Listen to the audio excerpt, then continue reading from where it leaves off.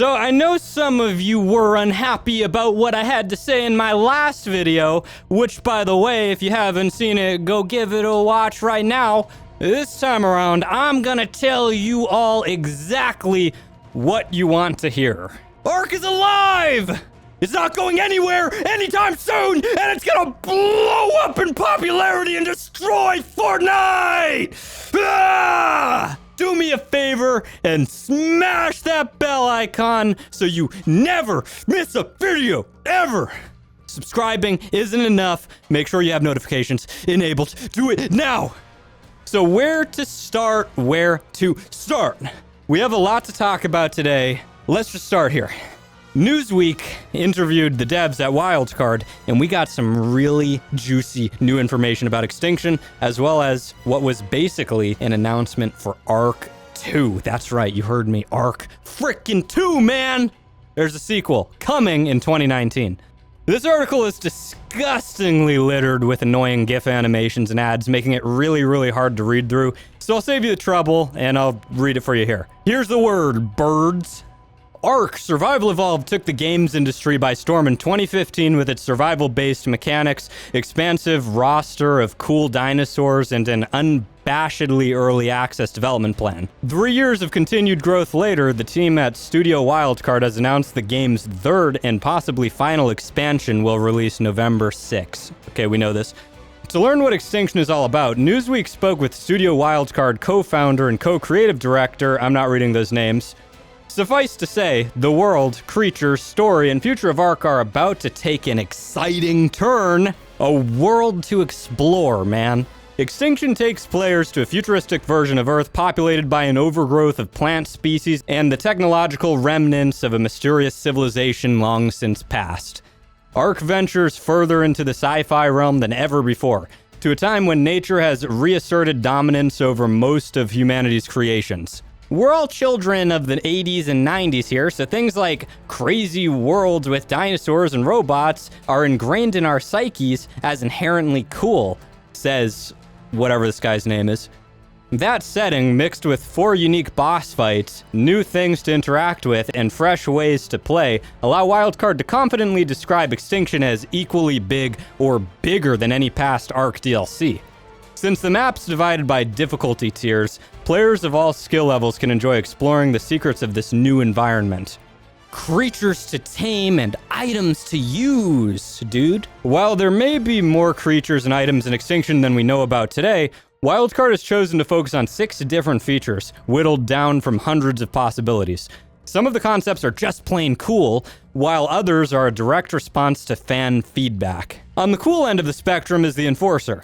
Based partly on the teleportation movement featured in many VR games.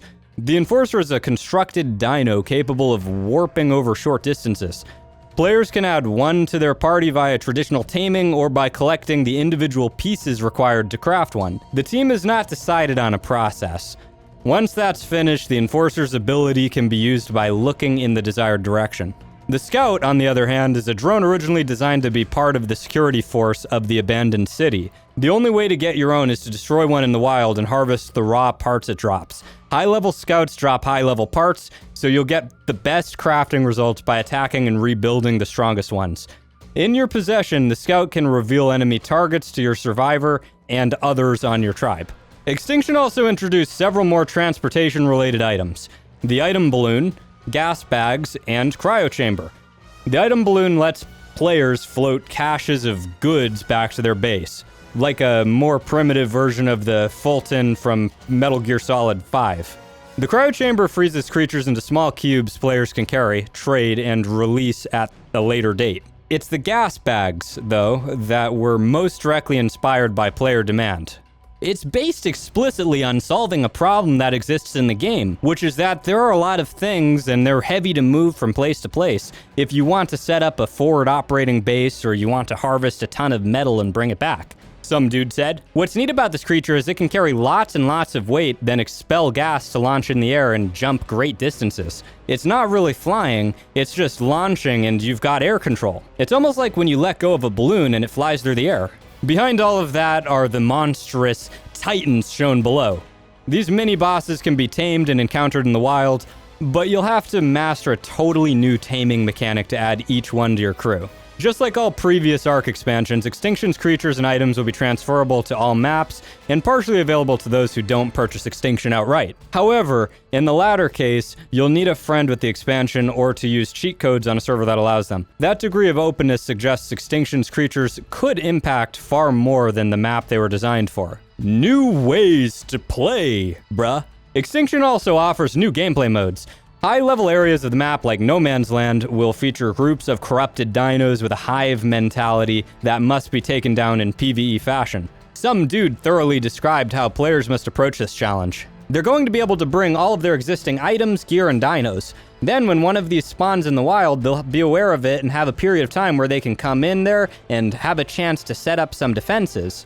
There's some element of base building there, and there's some element of tower defense. You face these waves of dinos, different kinds of challenges, and different difficulty scales. If you're able to fend them off and survive, then there's going to be a nice reward. What's really cool, even beyond that, is that there is Ark, and it takes place in that world. That means other players can show up in the middle of it. Maybe they'll help you for a piece of the reward. Maybe they'll wait for you to fight off all of the dinosaurs and then take the spoils for themselves.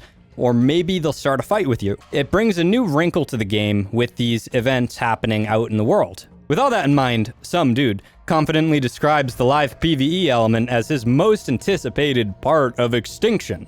New stories to tell, yo. While he couldn't reveal much, dude number 2 says his favorite part of Extinction is the lore reveals and the world itself. Our inspiration was to take everything we've done with Ark up to this point and put a bow on it. To let players know that in this world they're going to find answers to their questions. Why are all these crazy creatures here? What's going on with all this sci-fi stuff, and where did this all come from? All of that stuff is coming to a head in Extinction.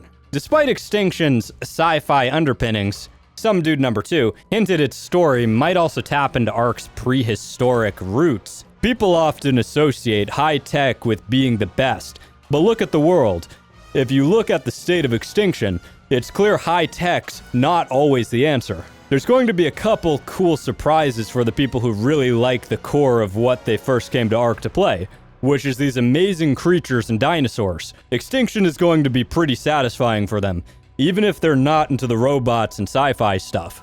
For those eager to see more, the Extinction Chronicles event is happening now, leading up to Extinction's launch in November. Current Ark players can collect Explorer notes, items, and skins that offer clues to the lore ahead.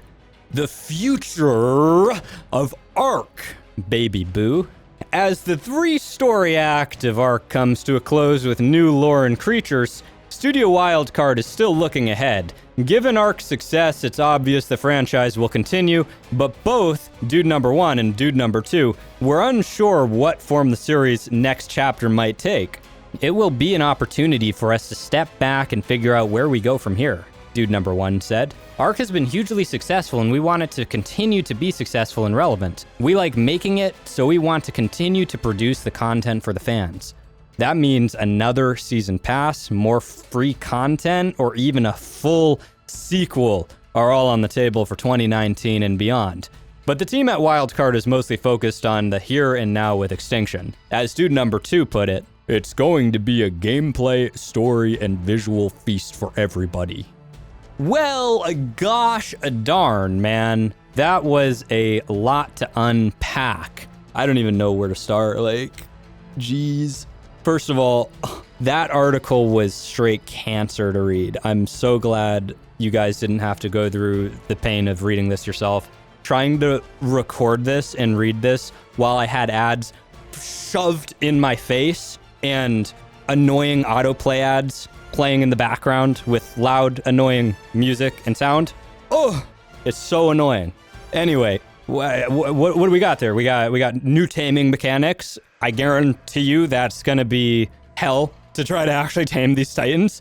We got a really cool PvE mechanic, which I think is really dope. And, I mean, no one's actually going to help you for a piece of the reward. You know, it's just going to be people who are going to try to swoop in and kill you at the end.